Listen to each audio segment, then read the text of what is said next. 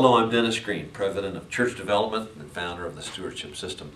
Over the past 18 years, we've worked with hundreds of churches, helping them build a culture of generosity. Today, I want to share with you strategic planning in churches. Now, before we begin, let me give you two definitions. Number one, vision, and number two, strategic planning. A vision is a description of your church 5 to 10 years down the road, operating at its ideal level. And number two, strategic planning is a process in which decisions are made on how to get from here to there. And those decisions are made within the context of the environment that will influence your trajectory moving from here towards your vision. Now, this is not a new concept. In Proverbs 29:18 it says, "Where there is no vision, the people perish." Now, in my experience, that is an absolute truth. Now, I've borrowed everything I can from the corporate sector to share with churches to increase their effectiveness. In the book Good to Great, author Jim Collins and his Stanford researchers examined 1,400 publicly traded companies from 1965 to 2000. He studied the top 11 and found out what they were doing so well that allowed them to outperform the market by a factor of 8 to 1. Those companies were very good at defining vision. He gave it a funny term, BHAG, which stands for Big, Hairy, Audacious Goal. It described that ideal future state of their organization. The second comes from Warren Bennis, who did a longitudinal study on great leaders. He discovered three things. Number one, great leaders facilitated the visioning process. They were not General Patton riding in on a white horse to tell everyone what to do, but rather they facilitated, they engaged people in the visioning process. The second thing leaders were great at is to articulate or cast the vision. They were very good at vision casting, and they did it at every opportunity. And number three, he discovered that great leaders helped everyone find their place in the vision. Now, you can do that in your church strategic planning process. Tom Rainer, in his book on great churches, he titled that Breakout Churches. He stole the methodology from Good to Great and applied it to the church world. Guess what he discovered? Breakout churches have a vision, and they're good at strategic planning. Let me tell you two success stories. First Presbyterian Church in Paola was in the midst of transition. They had a young pastor, lots of new families coming, who sought to have a church that was different from the historical path of this Presbyterian church. They had to redefine who they were, which included moving and building a new facility. Well, at this point, they've gone through 4 capital campaigns. Imagine the stress of that. They've moved and they're building a new building, and guess what? They're growing because it's based on consensus around their vision. It's an exciting place to be. I recommend that you do the strategic planning process absolutely before you ever do a capital campaign, or every 3 years. This will build a consensus upon which you will move the church forward. Now, it's almost irrelevant whether or not you do a capital campaign after this.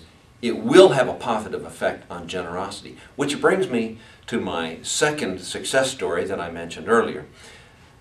Presentation Catholic Church in Lee Summit, Missouri, sought to create a vision for their church. So they invited everybody in the church to one of a series of town hall meetings after worship for about a month. They bought everybody a sandwich and asked them 2 questions. Number one, what's your vision for our church? And number 2, what are your short-term priorities? Just 2 questions. And they had a facilitator, and they got consensus. And the consensus they got was they sought to pay down their debt. Now, they didn't have a capital campaign. They didn't even ask anybody to start giving. But giving went up by 15% over the next 5 years. Each year it went up 15%, and it stayed at that level for the next 5 years. They took that additional income and used that to pay down the debt, as people articulated in their visioning process. This is a great example of the kind of impact that you can experience when you do the strategic planning process. Your planning process will have 5 components. Number one, you'll engage everyone in a dialogue about our purpose, our mission, the reason that we're here. What values do we want to live out in this church? Number 2, you'll assess the environment in which you operate. Now, there are some forces that every church is being influenced by, whether we like it or not. Let me share with you a couple right now.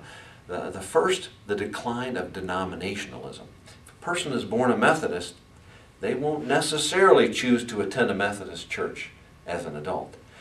They will become what is called a church shopper. They will visit, on average, 5 churches, and I encourage you to go to barna.org. George Barna is a church researcher. They'll look at 5 different churches and make their decision on what church to attend based on criteria that may be different from your criteria. The second thing I'd like to address is the effect of technology on the way we do church. The trend of the future, I'm here to unfortunately inform you of, is that if you want to communicate with people under the age of 30, you're going to have to be adept at sending mass text messages. Now, this is a phenomenon that I'm uncomfortable with because I'm just learning how to send text messages. If you're over the age of 70, you may not have received or sent a text message. If you're under the age of 30, this is apparently how they communicate. So we've got to learn how to communicate with that group if we would like to serve them. The effect of technology and the decline of denomination are within this process we call the assessment of the environment. You'll look at social, technological, economic, environmental, and political forces that will influence you. That's your second step. Your third step is to make a deliberate choice about the ministries or services that you will offer through your church. And it's got to be very deliberate, engaging a cost-benefit analysis. What's the best thing for you to deliver that's congruent with your mission?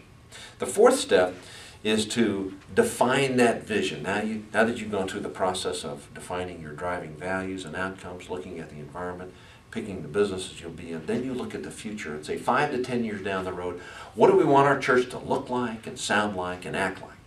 That definition of vision is absolutely essential. It's as if you're drawing a blueprint for the future. The fifth and final step is to define your strategies. And the norm is to pick 2 priorities. And it's common sense, I suppose, but if you have 27 priorities, that's really like saying we have no priorities at all. So the literature says pick 2 priorities for the year ahead that will move us from where we are right now towards our vision. This process takes 3 to 6 months. You'll probably have a committee, small committee, 5 to 10 people. You'll probably have a couple of town hall meetings to gather input. You'll probably do a survey or 2. You want to do a newsletter at the beginning to let people know you're beginning, and a newsletter at the end to define for everyone in your church what our long-range vision and our strategy is. I would encourage you to retain a professional facilitator.